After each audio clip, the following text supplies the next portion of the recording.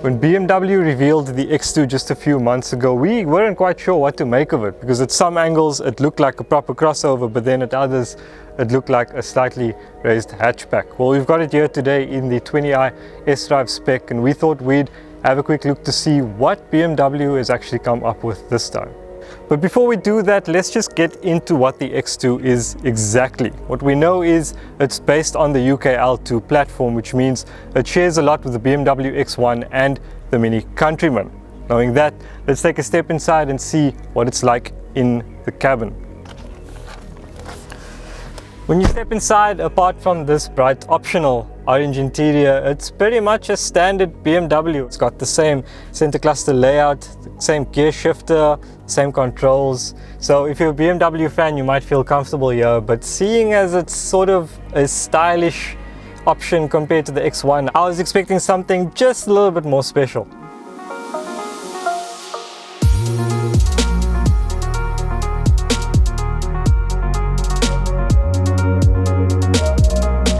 Let me just start by saying that personally I don't quite understand crossovers like these, because I mean, well, the packaging isn't really that much improved from a hatchback, and also if you think about it, it's not that much more comfortable either, even though it's got a slightly higher ride height. The X2 though, it really confused me quite a bit, similarly to the Audi Q2, and that's quite ironic because when I spoke to some of the guys at BMW SA, they were quite certain that the X2 does not compete against the Q2. Where it does differ from that car is though it is slightly more interactive. It's a bit more dynamic than the Q2 is, but I just have to say, driving it here, it's not that far removed from an X1, and that kind of ruins the point for me, because then just getting an X1 would make more sense. As a driving experience, it is really nice. If you want to throw it through a mountain pass or something, you can, and you can have a lot of fun, but if you're looking for a car that's a driver's car, the 1 Series makes more sense. When it was introduced to SA, BMW put the X2 alongside the hashtag ungovernable, which doesn't quite make any sense, because what is it not governing? I get what they were trying to do. They were trying to give it a lot of street attitude and appeal to the younger market and make it look like funky, and it goes against the crowd. It's stylish, no doubt about it. It looks very good, especially in this chic black color, but that's about it. It doesn't look that far removed from BMW's current products. The 1 Series is a better option. I mean, this car isn't exactly cheap. It's just under 700,000. And with the options that this test car has fitted on, it's close to 800,000. So, I mean, even the X3 might look like better value at that point. What I have to say is the UKL platform is not the most refined, mainly because it's based on a hatchback platform, and that's sort of been cars like this, the X1, the Mini Countryman, that's been their weaknesses. The ride has never been too refined, mainly because of that platform.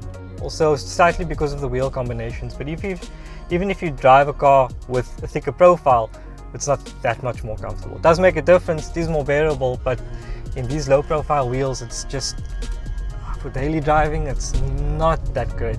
The engine is 141 kilowatts and it works very well with the transmission. Really nice to use on the long and open road. For the X2 range, I actually think that the 20i sDrive is a better fit. I think the turbo diesel doesn't really match the character of the car that much. My recommendation would be get an X1 20i sDrive and put a motorsport kit on it, because it would look just as good and you get more space, and arguably you'd get a better drive. If you're looking for something in this category, I'd actually also recommend the Mini Countryman. It'll be a better deal. You get the same platform, you get the same engine, and you get a bit of attitude as well, as Mini knows how to do quite well. If someone is looking for a car that has a BMW badge that focuses a lot of its characteristics on being fashionable, this is a winning formula. And what we've seen in the markets lately is that crossovers, it's common knowledge, crossovers have been taking over. So this decision really is a no-brainer, and they've got the platform, so why not expand on it? It makes total sense. But like I said, personally, I don't understand. With a new crossover coming out almost every other month, the truth is the market is very saturated. So if someone is going to enter this market, the car needs to really blow us away. The X2 unfortunately does not do that. While it has its merits, it's very fun to drive, it's very stylish, it doesn't really hit the nail on the head as a crossover. It's still quite compromised and it's really expensive. The X1 makes a lot of sense, and the Countryman is also a very appealing package. So those two cars are really strong options if you're considering buying in this market and if you really want to get into the BMW badge.